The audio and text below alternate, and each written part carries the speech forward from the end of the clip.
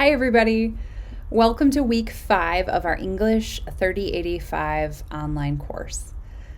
In this week's video, I'm going to get back into our usual routine of talking about the week's assignments, looking at our schedule, and then I'll dive right into a brief mini lecture covering some of the high points from this week's readings.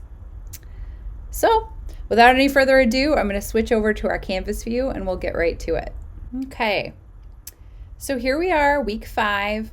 We are back into our look, super quick survey, fly by the seat of our pants, hopefully not too much. We're looking at the turns in rhetoric and composition over the course of the past several decades. This week, cognitivism and social construction. Woo! This is a big one. I mean, they're all big. But yeah, we've got some heavy hitters to look at this week. Let me show you in our week 5 schedule what we've got on the docket. First of all, you want to watch your week 5 instructor video, which you're already doing. I'm not sure why I put mini lesson vid here because I don't think we'll have one for this week. But we've got these readings and a reading discussion. And so it's pretty much like wham, bam, thank you, ma'am, in terms of what we're doing this week. Read, watch this week instructor video, get going on your reading discussion. Once again, just a quick reminder to try to get going as early as possible on that discussion so that your group can have enough time to sort of really dig in and exchange ideas. And then that's it. We're really just looking at these readings and situating ourselves within this time period within recent history. Okay, so I'll go in and I'll delete this extra video up here. We just got week 5 video and your discussion, really. So speaking of, I'm going to head over to my PowerPoint and go through a quick mini lecture on this week's readings. Okay, so this week we're looking at the turn within rhetoric and composition from cognitivism to social construction. So first we've got Flowers and Haze, and you'll notice here I'm starting to really highlight the dates because we're starting to see a pattern here that sort of each decade we're going to see some new or interesting challenges to old theories get put into the limelight of our conversation. So here we have Flowers and Haze in 1981, and they introduce their cognitive theory of writing, which really is not necessarily trying to be the antithesis of process theory, but rather it's trying to go deeper into writing process theory. Really, they want to get more specific with it, and they sort of end up saying something like, yeah, process theory is nice, but it's really linear, and we're really looking at the more complicated cognition that goes into a writing process. So it's almost like they're like, yeah, that's cute, process, but really, what's happening in the brain? And ironically, they are using some of the same methods that were used to sort of develop a process theory of writing, and more on that in a second. But Flowers and Haze really are looking at the goal-oriented thinking process. So they're going to really bring in the idea of rhetorical situation into the writing process, perhaps more than it ever really has been addressed. So they're going to say that goal-oriented thinking happens within a writing process in response to what they call a rhetorical problem, or what I might call the rhetorical situation. Either way, it's much more complex than just a linear process. And you can see that by looking at any of their diagrams. But this is the first one that they show, which is kind of like the overview of their cognitive theory, right? So they are describing up here at the top the task environment, and down here they kind of are looking through that this is like a dynamic loop that you're going to think about the rhetorical problem, and then you're going to do some of these writing tasks, and then maybe the text you produce so far is then going to be either given feedback by your audience, or you're going to think about it in terms of your audience. And also feeding into this is the writer's long-term memory. So basically any prior knowledge, that wasn't a term yet, but prior knowledge that writers are bringing into their writing situation. So it is very complicated, even if to look at what they are laying out here in this diagram.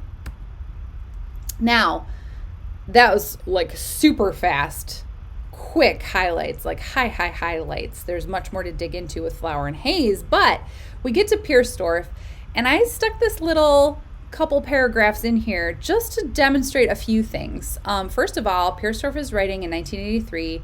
It's a brief response within the Journal of College Composition and Communication, which is kind of like the big guns within Rec Comp in terms of journals. And one of the things I think is so wonderful is that the C's Journal has a section specifically dedicated to responses. So folks can write in quickly and just sort of lay out a response, a counter argument, if you will, or questions, or sort of touch on a previously published article. And here Pierstorff is doing just that. So it's like kind of a less formal way to sort of engage in that scholarly conversation without actually having to like publish your own article in response. But here Pierstorff is actually just asking a quick question about their methods, and it's a really good one, which is, can think aloud protocols really show us everything that's going on in a writer's mind? I think we all could maybe fill in an answer to that. But also, the other excellent question is, what happens when we ask someone to talk about their writing process? Doesn't that inherently change the nature of how their process is working? Also a really good question, Pierstorff. So, aside from methodological questions, there's the theoretical. And Kenneth Bruffee's article here from 1986 is really going to show us now where the turn starts to come from cognitive theory into a social construction theory of writing. So here Bruffee's going to sort of introduce the concept of social construction and talk about how it's persuasive to him in response to some of the limits of cognitivism, namely that cognitivism is very focused on what is happening in the writer's mind, their cognition, hence the term cognitivism, right? So cognitivism is very focused on thinking and a writer's thinking, a writer, individual, and what they're thinking. And sure, they talk about responding to rhetorical situation, but Bruffee argues that that is actually where the emphasis lies, because a social construction theory is going to say that even the thinking that goes on inside someone's brain is not theirs, or it's not only theirs, because social construction is talking about how all of the ideas of a society, of a community, of a family unit combine to construct a writer's cognition. And so Bruffee's going to argue that social construction actually bridges from inside a writer's mind to the rhetorical situation and beyond. And then Bruffee spends like the second half of the article going through examples that are operationalizing social construction within various discourse communities. And I'll just end here because I loved this quote. Bruffee's kind of pulling together, like, what is social construction? Well, the idea that concepts, ideas, theories, the world, reality, and facts are all knowledge constructs generated by knowledge communities and used by them to maintain community coherence. No big deal, just the world, reality, and everything. So what we're going to see as we move forward is that social construction becomes kind of the siren song for many years after it's introduced within rhetoric and composition, and it's going to play a big role as we move forward in some of our conversations about the turns in rhetoric and composition. Okay, so super highlights the 20,000 foot view of this week's readings. If you have any questions, of course, don't hesitate to contact me or Rachel. We are here to support you guys. Otherwise, I hope everyone has a great week and are staying cozy and warm in the snow. Not in the snow. I hope you're not in the snow right now. Inside while the snow's outside. Anyway, all right. I think you know what I mean. I hope everyone has a great week. I will see you in next week's video. Bye, everybody.